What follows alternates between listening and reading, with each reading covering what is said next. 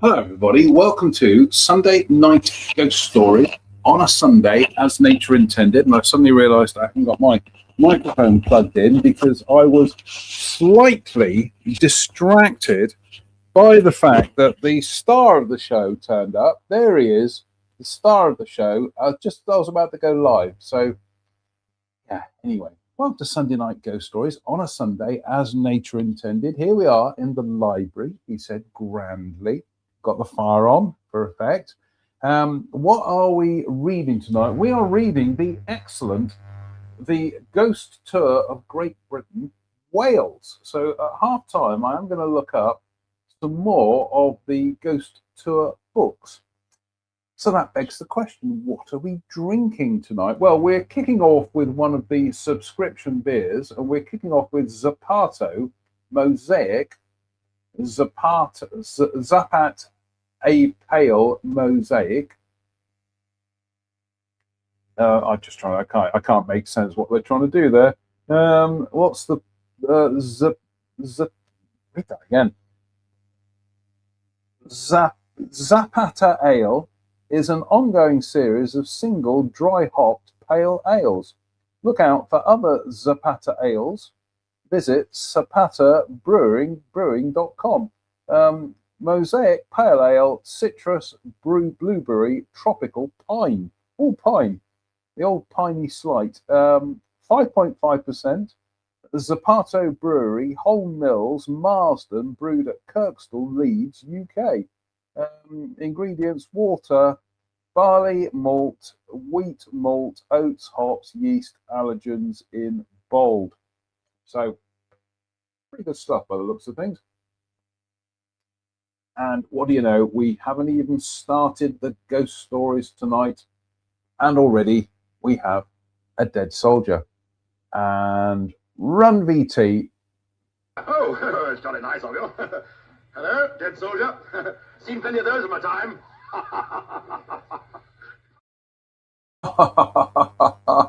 Indeed. What are we washing it down with? We are washing it down tonight with the Balmuir Scotch, blended Scotch whiskey, distilled, blended and bottled in Scotland, oak aged 3 years. I'll read you the blurb a bit later on, but here we go. Oh, lovely. Love that cracking sound when you crack the seal on a fresh bottle of Scotch.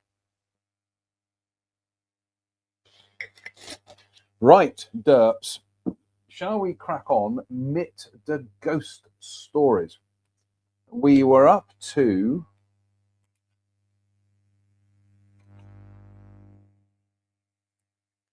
here we go. Llancaic 4 Manor. Last time I visited Llancaic 4 Manor in Glamorgan, I was stuck there for the night because of heavy snow. Although nothing out of the ordinary actually happened to me, I have to admit I did not enjoy staying there overnight. This time, despite it being broad daylight, I was still filled with trepidation. Enid, who works at the manor, joined me. She had been working there for 12 years, so naturally she had a lot of ghostly stories and experiences to relate. Before meeting Enid, I had talked to a gentleman who had actually once lived in the house. He told me that although he had never actually seen a ghost inside the house, he had seen a gentleman in Victorian costume in the garden. The figure, he told me, ran through the garden and continued on straight through a wall before vanishing. Strangely, it did not frighten him. So he'd never seen a ghost, but he had seen a bloke run through a wall. Anyway, Enid confirmed that the sighting of the Victorian man was not a one-off. Several people, she said, had seen his ghost in the garden. Enid took me for a tour of Llancaic 4 Manor, starting in the kitchens where, from my previous visit, I was aware of the existence of a ghost called Martha, or as she is sometimes known, Matty. She is thought to haunt certain areas within the kitchen. One of the most celebrated sightings of Martha was by a gentleman who was staying overnight at the manor in the kitchen. which in those days was the living room. As he woke, the ghost of Martha seemed to drift through the wall, looking straight at him before disappearing again back through the wall. She was dressed in clothes suggesting she had lived in the 1780s to the early 1800s. Understandably very frightened by his ordeal, the gentleman left the premises. After we had finished in the kitchen, we headed up the staircase, I bet you did, where Enid told me voices of children playing could often be heard. In particular, she told me of the ghost of a boy who always seemed to appear on the 6th stair up. One curious thing that struck me about this staircase was that although the bottom steps are made of stone, further up they are wooden. The fact that the sounds and sightings of children are only ever heard on the stone steps does not surprise me. My theory is that many ghostly sightings are actually no more than recordings ingrained in the fabric of a building. Stone, I believe, has a similar property to recording tape. Because of this, at certain times, visions are seen repeatedly, and with the amount of stone at Llancake 4 Manor, it is hardly surprising that so many sightings are made. But that is just my theory. Going to correct you there, Richard. My theory is that many ghostly sightings are actually no more recorded ingrained in the fabric of a building. Stone tape theory, and that goes back to the early 70s, if not earlier than that, by the writer Nigel Neal, him of Quatermass fame. He came up with the idea of the stone tape theory. So I'm sorry, Richard Felix, I know you're a lovely bloke, but that is just my theory. Yeah. Anyway, I entered the manor's great hall and learned about yet another ghost tale. Many visitors have claimed to see the image of a man dressed as if he came from the Tudor era.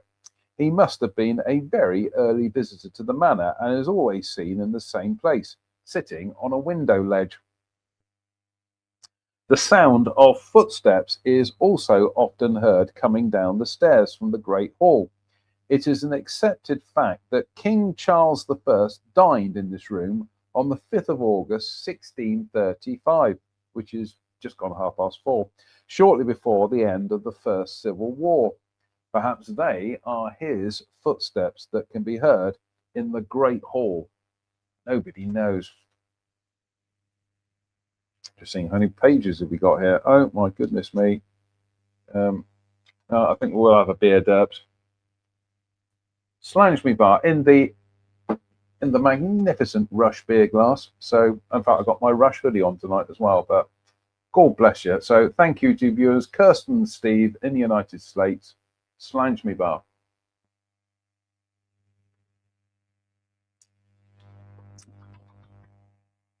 A little bit of pine in there.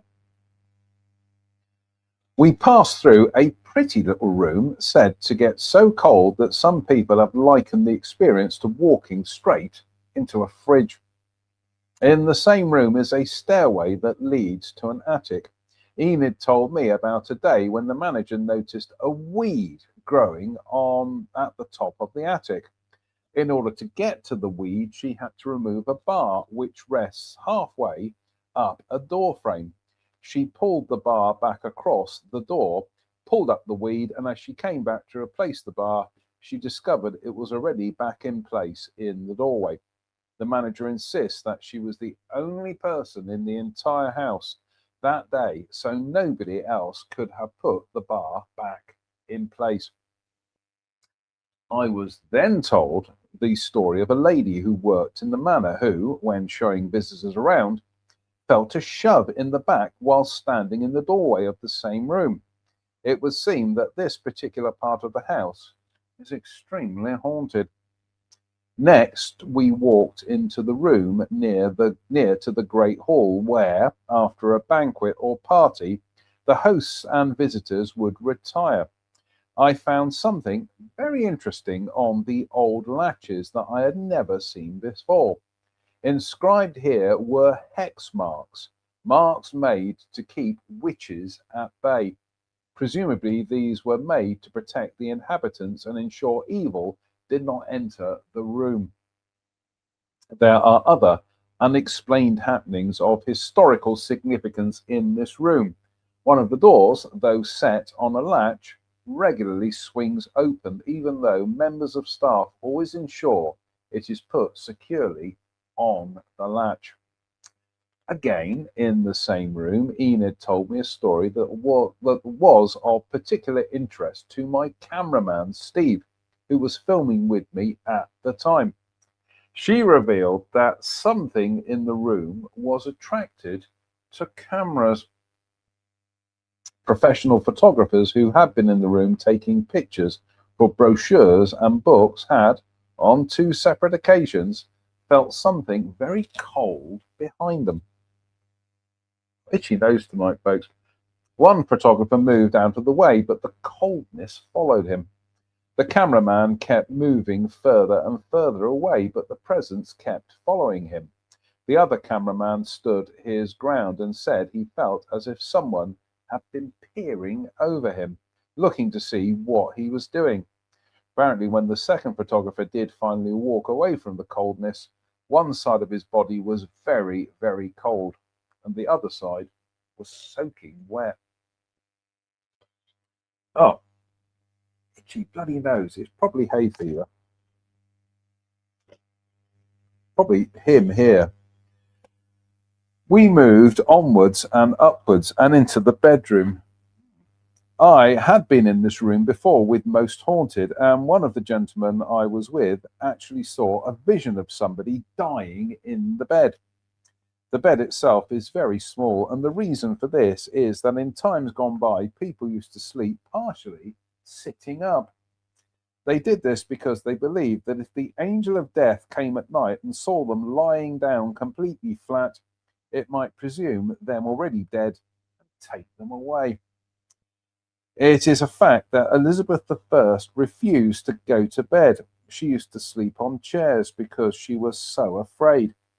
Ironically, the Virgin Queen died in her sleep, only helping to reinforce the theory of the angel of death coming at night. The bed is not the only haunted object in this room. A wardrobe's doors have been known to fling open by themselves. So regular was this occurrence that management have now placed a bench in front of the doors to prevent them coming open. Enid told me of an incident in the room that impacted on her directly. Leading up from the room to a fire exit is a modern set of stairs. Enid explained to me that one day she was walking down the steps when she felt the strings on her apron being tugged. At first, she assumed her apron had snagged on something, but she looked down and saw this was not the case. Besides, the apron strings were far too short to catch on anything. Others have experienced something similar. Girls with long hair have had their hair pulled. Visitors with parka coats have had the strings on their coats pulled, and others have complained of their shoelaces constantly coming undone in this room. We speculated that it was perhaps the work of a child being mischievous in the room and perhaps having a fetish for pulling string. Next, we entered a room that is regarded as one of the most haunted parts of the house. In the corner is an old rocking cradle which has been seen to rock completely on its own. I was told that long ago one of the workers at the manor was given a guided tour to Japanese tourists. I was told that not long ago one of the workers at the manor was giving a guided tour to Japanese tourists when, for no explanation, the cradle began to rock and sway. Apparently, the ghost of a young lady haunts this room. Said to wear her hair back and be dressed very well, she has been seen sitting in the corner of the room by a bed. I was then told of a February night when Enid and her colleague were working at the house. It was about 10 o'clock, and after a staff banquet downstairs, Enid went to collect for washing a 17th century mattress, which was in the room where we now stood. Enid had forgotten to collect the mattress before the banquet, so, with a colleague, she left the safety of the hall and made her way upstairs to the room to fetch it. There were no lights in the corridor, and it was very dark, so the pair could barely see anything. As Enid reached the bed to collect the mattress, she recalls that something passed by her. She felt and heard something brush past, and both she and her colleague were very scared, as they knew nobody else would be upstairs. So there are ghosts and spirits throughout Llancaig Four Manor. I don't know how you pronounce it. Never mind. This really is an exceptional house and very haunted. Strangely, though, despite all the supernatural activity, on this occasion, to me, the house seemed to be a rather peaceful and welcoming place. Derps, I think that definitely deserves a thunderclap.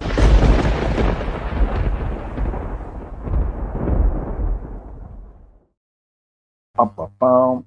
I can't tell, I've got something stuck on my face or something. Probably just shadows and things. Anyway, splash me bar. Oh, lovely. Yeah, we are going to have bumps, derps. Slange.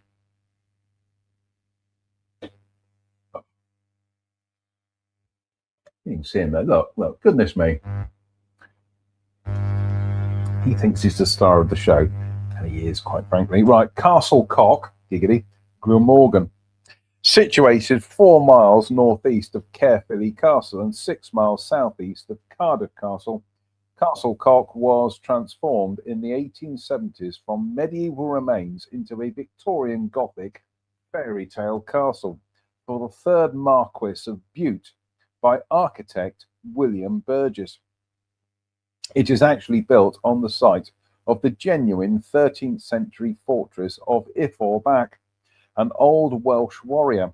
The haunting of Castle Cock probably goes all the way back to the days of Bach's fortress.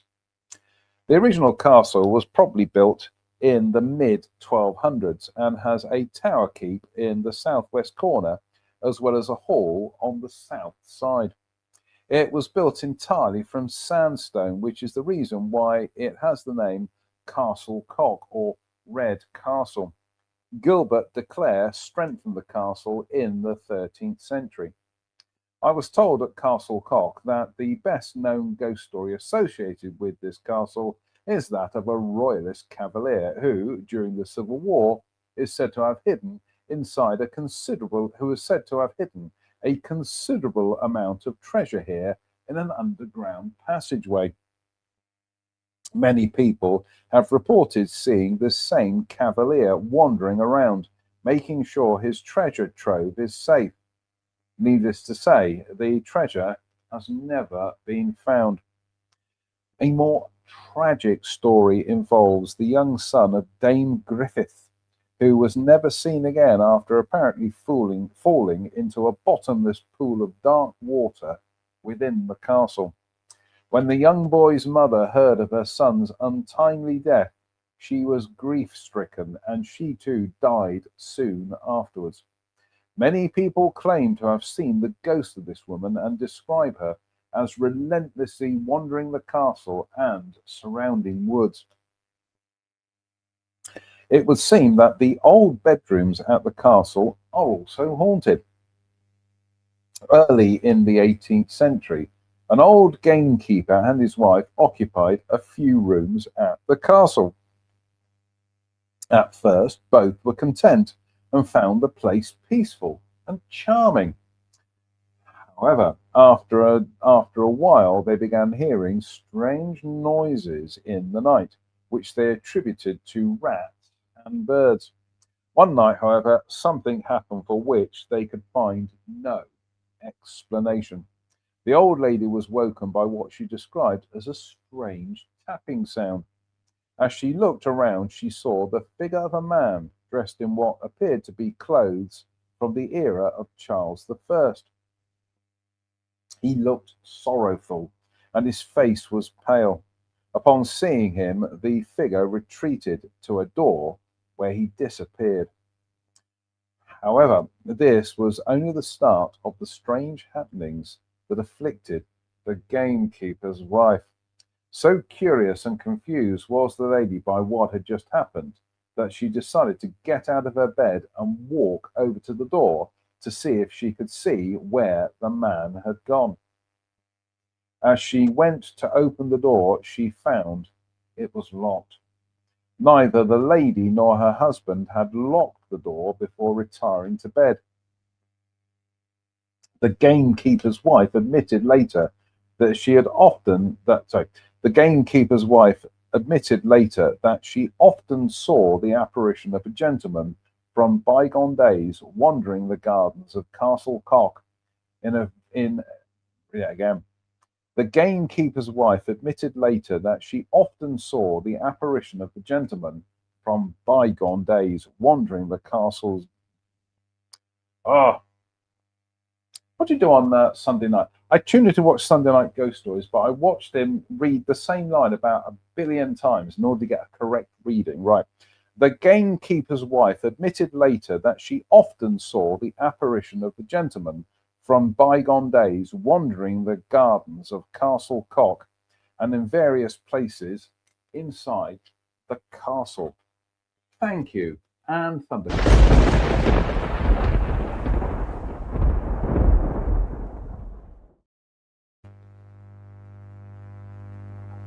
Oh, lovely. Oh, slange.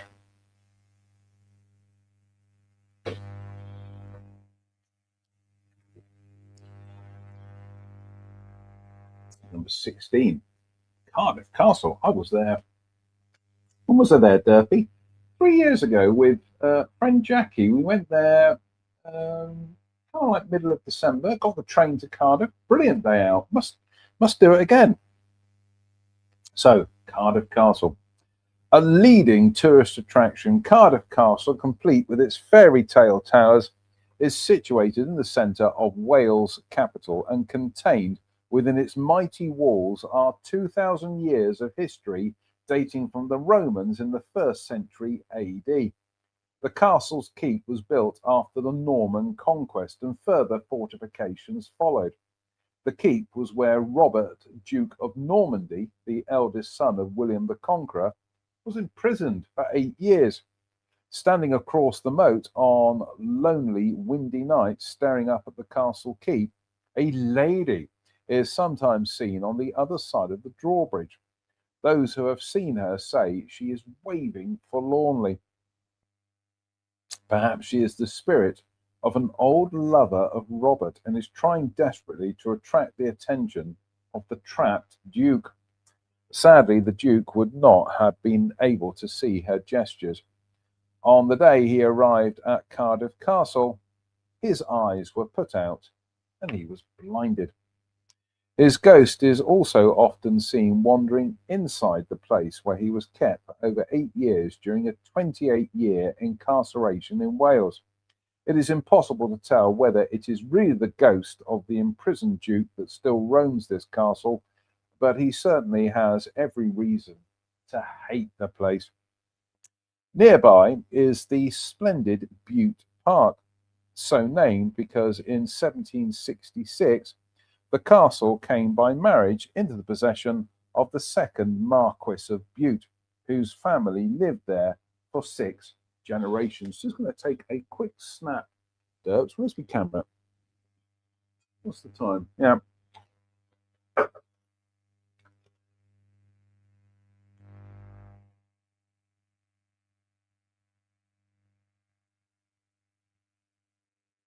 Right.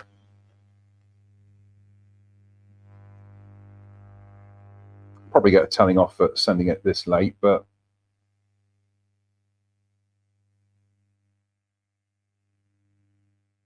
oh no, she is awake. Right. Right, there we go.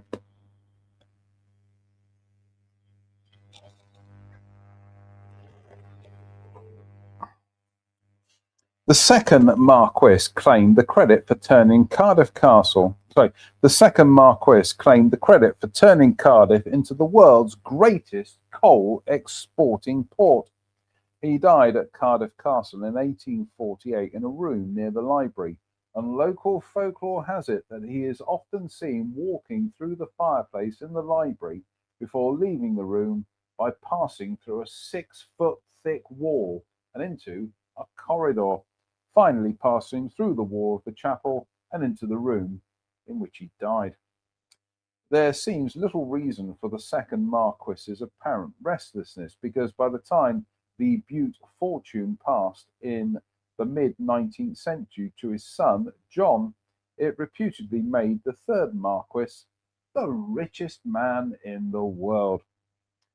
The main dining hall of the castle is also said to be haunted. Some nights, at exactly 3:45 a.m., technically that's morning, but never mind, heavy doors open and shut of their own volition, and the dining hall's lights are said to flash on and off. Perhaps this has something to do with the sightings of a faceless vision in a greyish-white skirt that occasionally appears in a stockroom not far from the dining room. There is also, it is said, a malevolent ghost of a lady dressed in a cream dress who wanders the grounds of Cardiff Castle. Employees at the castle claim that if you know her name, Sarah, and call her by it, then she apparently calms down. One last story regarding Cardiff Castle is that of a phantom coach. Many people have reported sightings and, more commonly, the sounds of an old coach. The majority of these reports were recorded in the 19th and 20th century. I think we definitely do have a thunderclap for that. What are we coming up to? We are coming up to half time.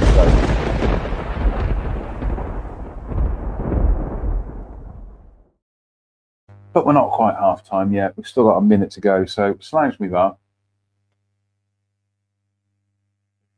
I'm eyeing the wasabi mix rice snacks and thinking, oh, I can't wait to get stuck into them. So, slange. 17. Boverton Castle, Glamorgan. This story certainly supports my theory that ghosts do not like the places they haunt being tampered with or demolished. In the early 19th century, a group of men were brought in to dismantle parts of Boverton Castle.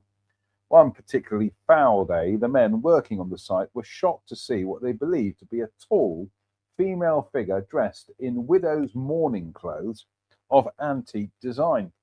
Her face was said to be barely visible, but her long dark hair could be seen flowing down to her waist.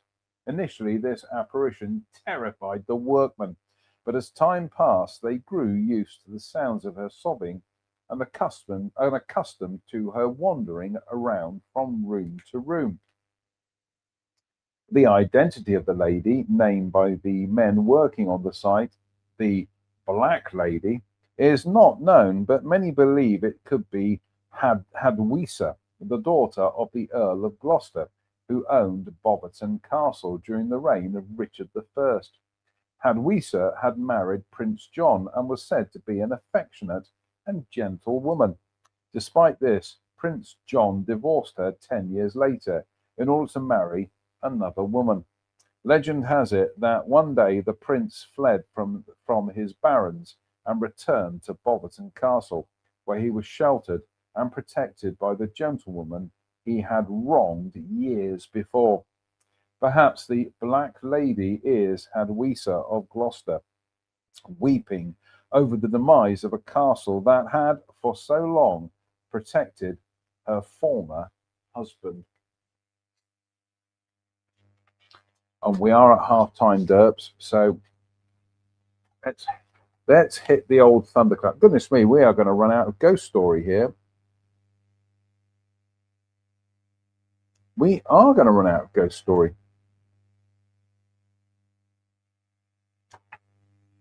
We are.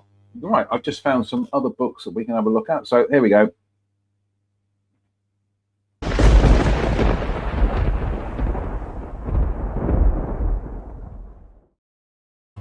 Oh, oops. Sticky beer out there for a second. It's like being in a pub. Smash with ivory. Oh, you're good health. Oh, let's top up the Balmure, shall we? I'm sort of working my way through the scotches of Lidl and Aldi at the moment. Right, yeah, so it's nice to vary things out a bit. Right, the second beer tonight is Thomas Watkin, the Great Ales of Wales. Ha ha ha. Dragon's Keep IPA. Look at that. Magnificent dragon there. I think we might have the beer burps coming up, folks, at 32 minutes and 50 seconds. I do apologise. Bye bye, Derp. A bold and spirited beer that embodies the fighting spirit of the Cymry. Unleash the dragon, discover a new Welsh legend. Oh, the beer burps again. Do apologise. Dragon's Keep is a premium IPA, brewed Indian Pale Ale, brewed in Wales with an expertly crafted blend of US hops rather. Enjoy flavours of tropical fruits with just a bit of bite. Hops, Tenang, Euconaut, Citra, Eldorado. Ingredients: water, malted barley, wheat, hops, yeast, allergens in bold. 5%, so it's not quite as potent as the other one we've had, but it says please enjoy responsibly. Have you met me? Brewed by Drop Bear Beer Company, Unit 3, Century Park, Swansea, SA6 8RP. Where did I get this from? Home Bargains. He's gone. Anyway, with the magnificent Godzilla beer bottle opener. Not only is it magnificent Godzilla beer bottle opener, it's a magnificent 1989 Bio Goji design. So, not that I'm a geek or anything, but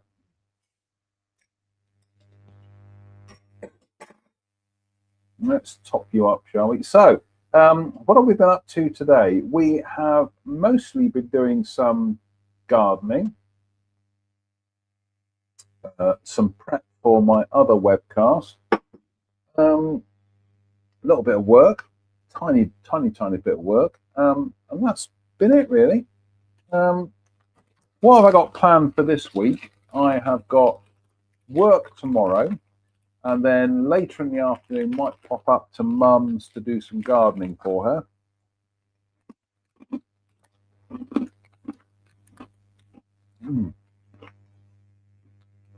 Little wasabi rice snacks, absolutely delicious. Tuesday, fingers crossed, I am going for a walk with my friend Ali in Cleveland. Looking forward to that. And then Wednesday, fingers crossed, it might be a 2-reg trip down on the West Somerset Railway, albeit they're not running steam services at the moment because of the risk of fire. So these will just be diesel services. But as Reg said today, we'll be sat in a carriage. It doesn't make any difference. So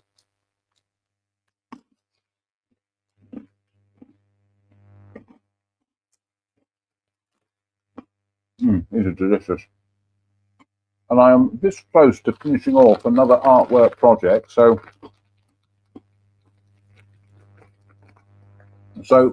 no complaints, honestly.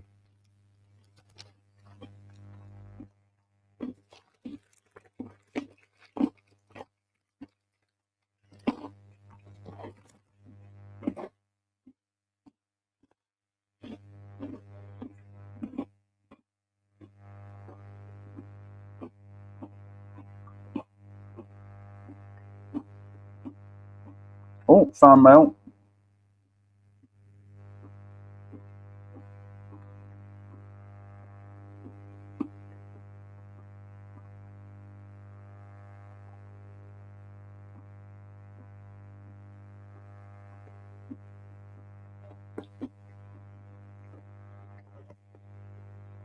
think we'll have some more of the wasabi mix. Oh, it is absolutely gorgeous.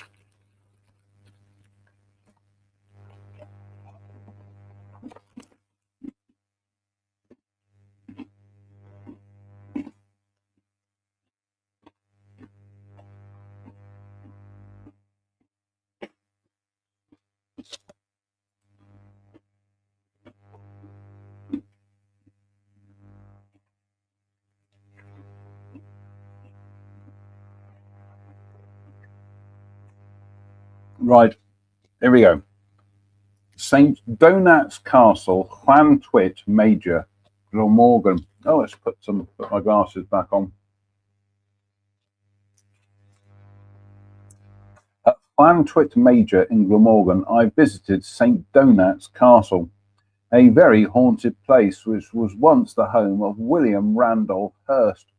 St. Donat's Castle comes into view along the coastal road from Llantuit to Bridgend, its massive towers rising out of a deep wooded glen. Gardens descend in terraces from the castle walls to the sea 150 feet below at Nash Point. The entrance would originally have been across a drawbridge, but now a stone bridge leads from a 13th century outer gatehouse, boasting in its stonework the straddling arms, an ancient crest that has a falcon raising itself on the wing. Every room at St. Donat's is perfectly preserved, and this fine, rugged landmark has changed little since the reign of Elizabeth I, with exceptional examples of developments in the 14th, 15th, and 16th centuries. See how many pages this one is. Okay. The site on which St. Donat stands was first developed as a defensive position more than 2,000 years ago. St. Donat is Welsh for St. Donat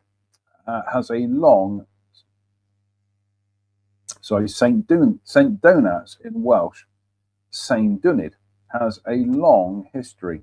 Undoubtedly, the early Welsh princes held it against the first Norman invaders, and although no records exist from this time, we know that from the 13th century to the beginning of the 14th century, it was owned by the Hoary family, then the Penbriggs, and finally the Stradlings. Indeed, the Stradlings remained in continuous occupation for nearly 500 years until 1738, when the last of the line was apparently killed in a duel in the south of France. But more of that later. In the 16th century, Lady Chapel within the parish church, which dates chiefly from the beginning of the 14th century. Doesn't make sense. In the 16th century, Lady Chapel within the parish church, which dates chiefly from the beginning of the 14th century, are the many tombs of the Stradlings. I misread that, do apologise. St. Donat's is haunted, it is said, by one of the Lady Stradlings. She is an elderly lady, often seen wandering along the castle's long gallery, wearing high heels and a long, flowing dress. According to local folklore, she was murdered somewhere inside the castle. Sightings of Lady Stradling's ghost are said to be a warning of impending disaster. One piece of evidence to support this is the fact that she was seen frequently in 1938, shortly before the outbreak of World War II. Another quick swig of the old beer. Right. Oh, lovely. Oh, lovely. She is not the only ghost at St. Donat's. An evil-looking witch has been seen wandering around the armoury, and there is also an incredible story about Sir Harry Stradling, who lived at the castle in the 15th century. A Breton pirate by the name of Colin Dolphin, or Colin Dolphin, captured Sir Harry in 1415, which is 2:15. The pirate held him to ransom and demanded 2,000 crowns to release him. Sir Harry could not afford to pay such a vast amount in cash, so he was forced to sell all his land and properties, both in Glamorgan and Monmouthshire. The ransom paid, he was then released to return to his beautiful castle at Llanwit Major. A year later, Sir Harry's henchmen noticed a pirate ship sailing in the bay. It was either coming to raid St. Donat's or to replenish its stores. So what did Sir Harry do? He instructed his staff to put false lights on the rocks, luring the ship onto a sandbank down at Nash Cove. The castle staff then rushed down to the cove, killed all the sailors, and brought Colin Dolphin back to the castle to be put on special trial. The pirate was sentenced to death, but not just any old death. It was horrendous. Dolphin was taken back down to Tresillian Cave and buried up to his neck in sand, slowly drowning as the tide came in. It is said that on dark, windy nights, the ghostly screams of Colin Dolphin can still be heard, begging for mercy as the tide comes in and covers his head. Well, these blessed glasses won't stay put. Strange. You're good health. Do you know what? We are going to have some more wasabi rice mix because we's hungry.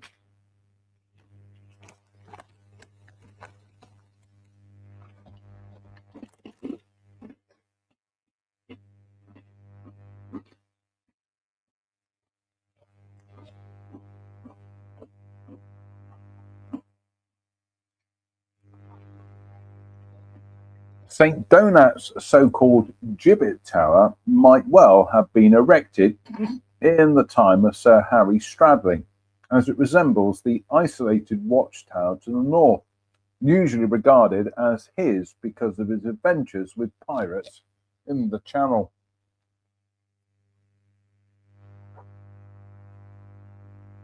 The story of how the Stradlings' occupation of the castle was ended is a rather mysterious one.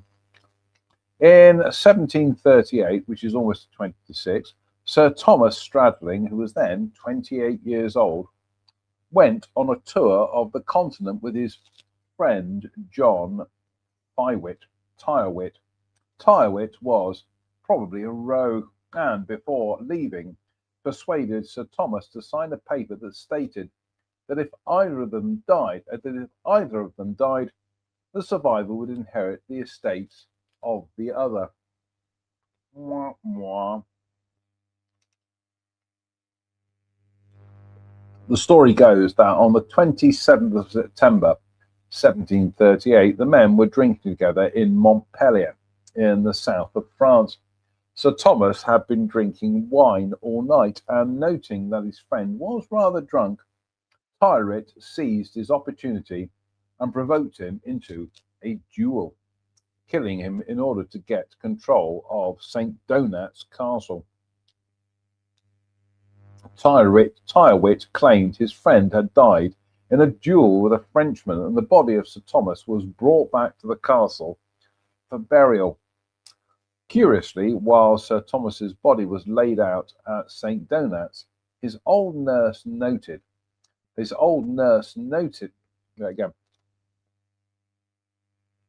Curiously, while Sir Thomas's body was laid out at St. Donat's, his old nurse noticed that each hand had a full complement of 4 fingers and a thumb. Nothing strange in that, you might think, but she knew he had lost one of his fingers in a childhood accident.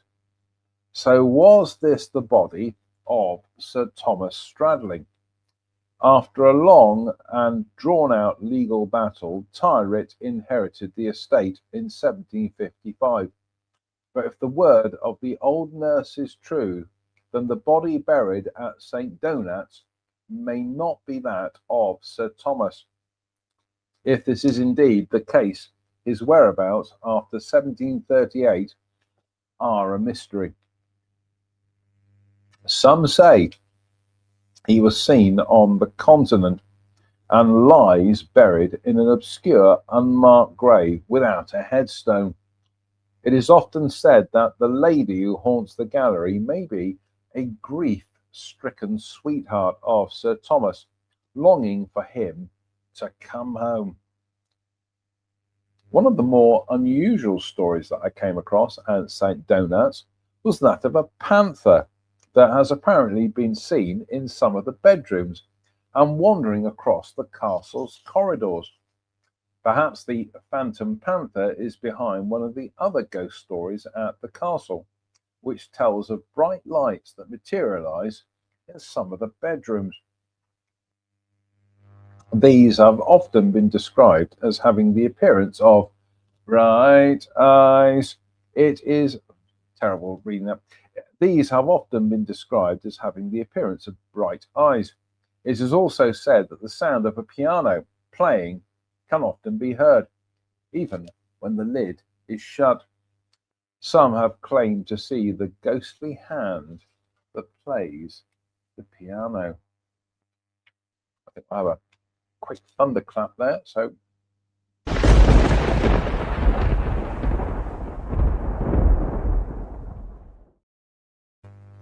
goodness me. I do declare, no, we're not about to run out of ghost story. Oh, the beer burps again, do apologise, but we are almost about to run out of ghost story. What are we up to? 49 minutes, yeah, we're well paced.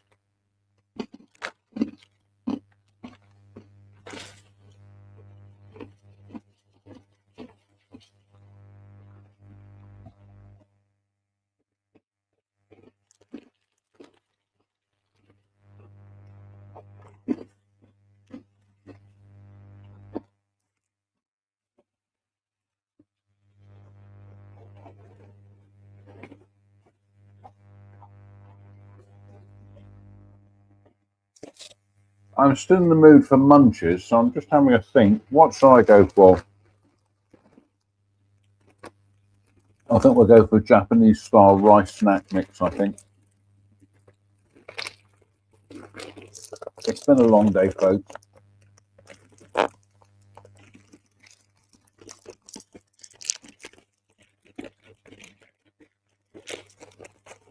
It's been a long day. I can't even open the blessed pack of Lidl wasabi rice snack mix. Not wasabi, Japanese style rice snack mix.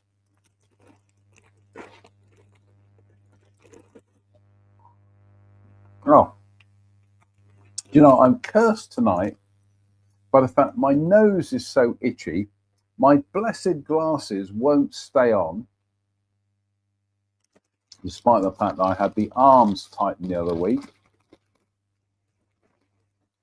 And I seemingly can't open a packet of Japanese style mixed rice snack, although we apparently have now, so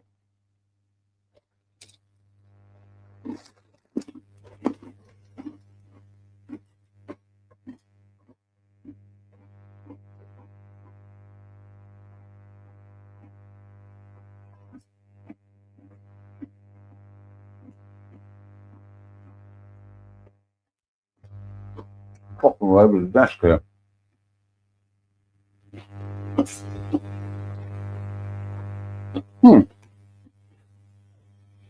Before we go any further, I'm just going to see if I can find some more of the ghost tour of Great Britain.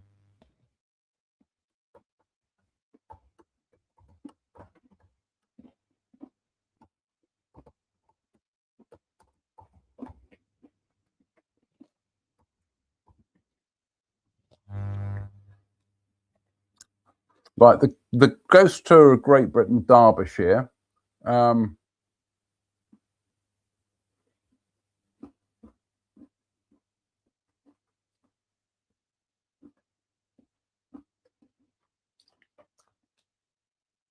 I'm just seeing if I can find some more of these books.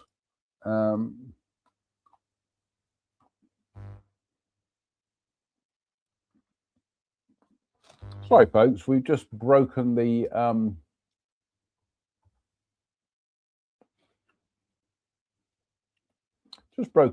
narrative flow of tonight's show. But I'm just having a look to see if I can find some more of these books. Oh, here we go. No, right, we've got that one. South Wales.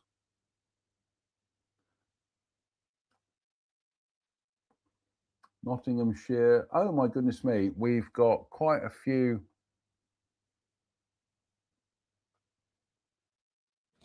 Right. We are going to order these now. So the Great Ghost Tour of Great Britain, South Wales, Nottinghamshire. Right, we'll do that one. Free postage. Oh my goodness me. Oh, we'll go for that. South Wales. No, see, that's Wales. That's South Wales. Free delivery. Scotland.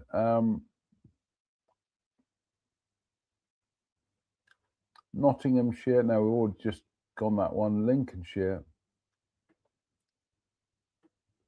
You know what? Let's go to here. So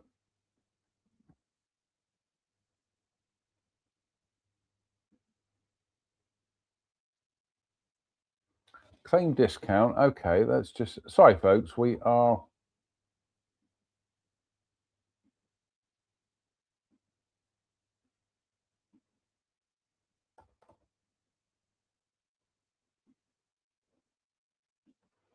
trying to claim the discount here on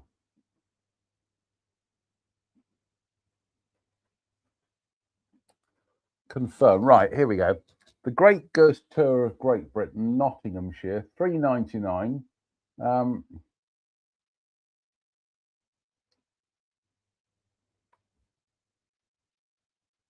Oh, and they've got Yorkshire as well. So Nottinghamshire and Yorkshire. So we'll add. You've chosen a free book. Just add 3 more. Right. Okay.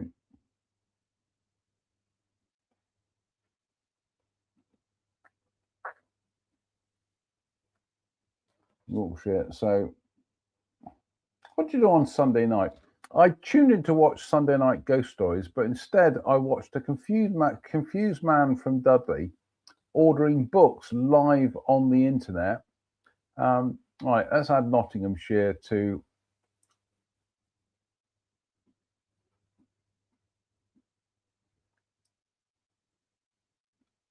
Yes, I think we'll go for that. £7.68.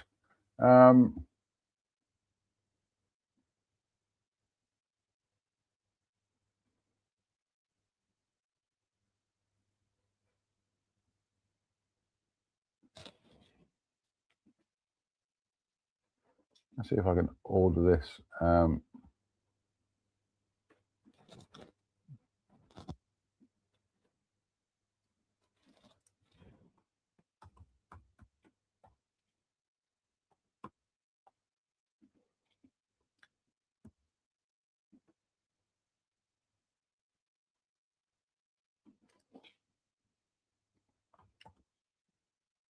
Might be worth entering these details into this delivery and payment.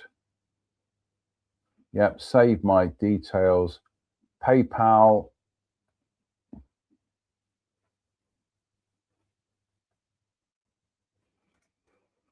Let's use my, there we go.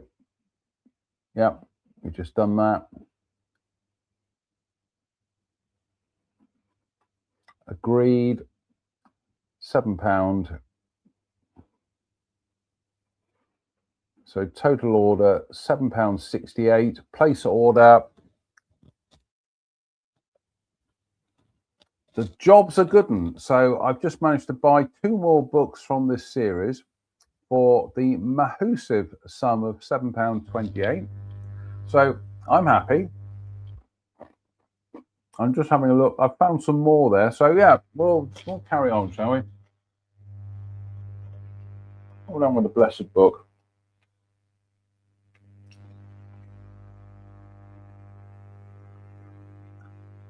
forgotten where we are at the moment. It's been a long day, folks.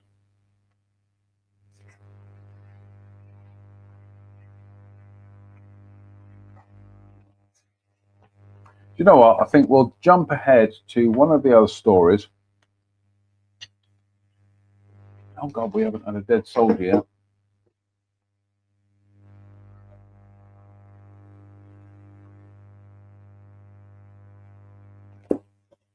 For the second time tonight, another dead soldier. And Run BT. Oh, it's jolly nice of you. Hello, dead soldier. Seen plenty of those in my time.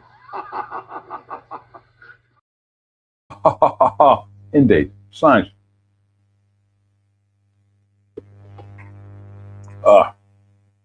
In the magnificent United Federation of Planet Shot Glass, again, courtesy of friends and viewers, Kirsten, Steve in the United States. Slange me bar, everybody. Right. Last couple for tonight.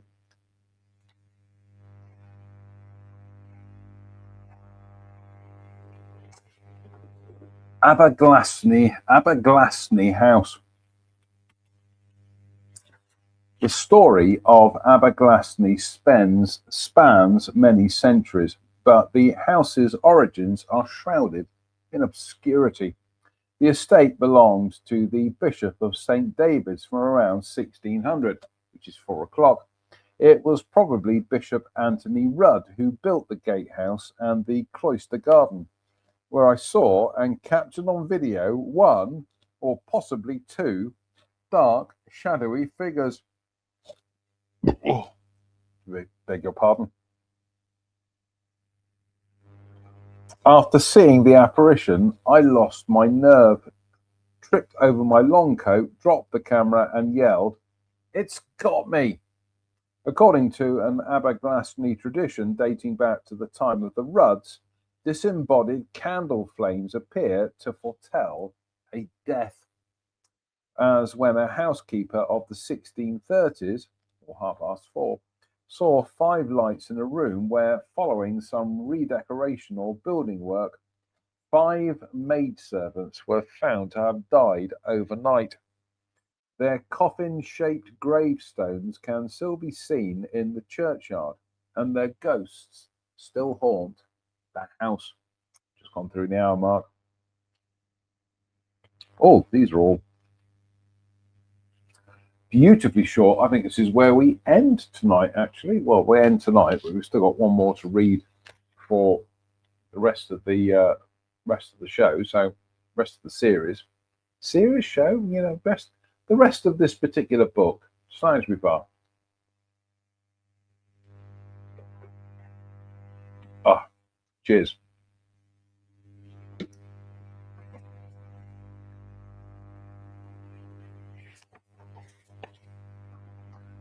Craggy-Noss Castle, Powys. This place was an early Victorian country house built in 1840 by Captain Rice Davis Powell. In 1878, the building was bought by Spanish opera star Adelina Patti, who built her own theatre inside the castle, modelled on the Theatre Royal, Drury Lane. Been there. Went to see a production of Peter Pan starring Anita Harris a long time ago. She only left to sing in the best opera houses of Europe, captivating the world with her magnificent soprano voice. Her famous song was "There's No Place Like Home." She even performed at Buckingham Palace for Queen Victoria. She also entertained Edward VII at the castle. Adelina Patti died at the castle in 1919. Since her death, stories have been told of her ghost being seen and her presence felt in many parts of the castle. The tiny figure of a lady dressed in black is said to glide across different rooms and drift around the courtyard. She was buried in Paris and lies near to her friend, the famous composer Rossini. I had one of my most frightening experiences in Craggynos Castle, which is now a hotel, in room 36. It was 4 a.m. when I found myself out of bed standing in front of a door, which, when I looked again, was not really there. For some reason, I then turned and looked at my bed and saw the figure of what I believed to be a woman lying diagonally across it. I had to go to the bed and put my hands on it to prove there was nothing there. The next day, I was told that I had slept in the haunted bedroom, which just happened to be next door to Adelina's private chapel, where she was laid in state before her funeral in Paris. I think we'll have a thunderclap for that eventually. Oh, come on, JM, press the button.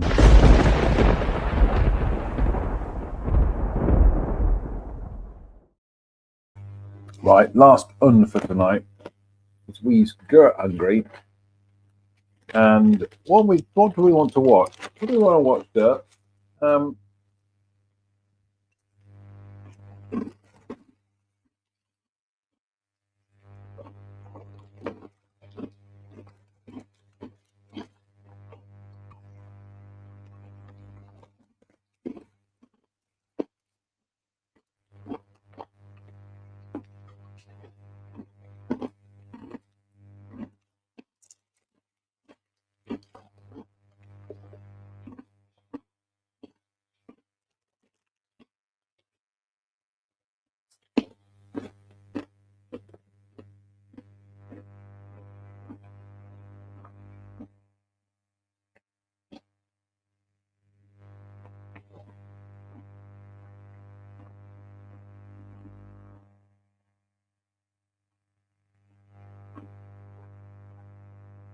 You're good health.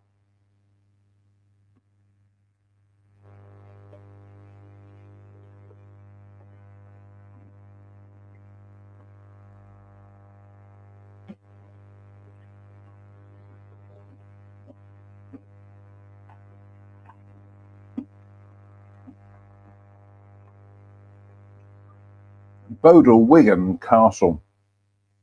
Sorry, Bodle Widden Castle. Situated in rolling parkland high above the main A55. Bodle Widden, with its formidable towers and magnificent gateways, is everybody's idea of what a medieval castle should look like.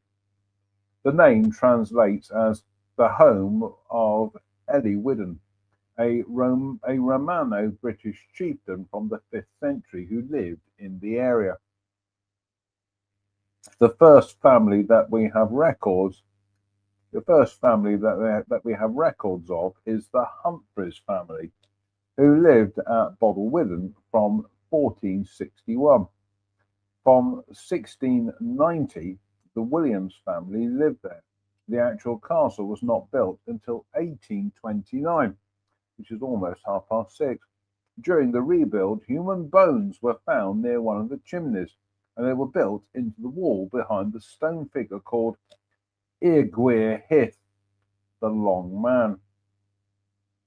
The bones are still there to this day. They have never been identified and remain a mystery. During World War I, 1914 to 1918, Bodle Widden was used as an officers' mess and recuperation centre for officers both wounded. Bodle Widden was used as an officers' mess and recuperation centre for officers wounded in both mind and body. In 1915, 19,000 soldiers, mainly Canadians, were billeted here. To the east of the castle, there is a unique set of trenches that were dug for training purposes.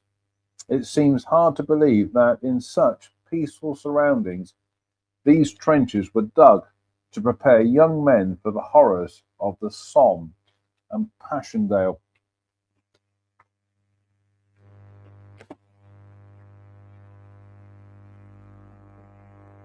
Fine.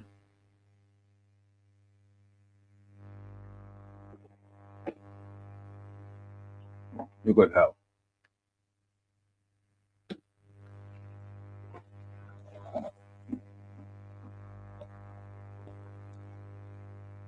A soldier has been seen on many occasions wandering along the landings. A dark figure has often been reported in the area around the trenches. Harp music echoes around the castle, and a lady with a small child has also been seen. People in the cellars hear footsteps above them, and a strange feeling of foreboding is often experienced in the cellars. The trapped soul of a man imprisoned in the cellars for murder supposedly haunts this area, and I had a most frightening experience down here when a tablet launched itself at me twice. I have to say that on both occasions I squealed like a girl. Or, Richard, you squealed like a man not used to paranormal experiences. Right. That's that for tonight. We will pick up on the missing story on Wednesday. But until then, God bless you.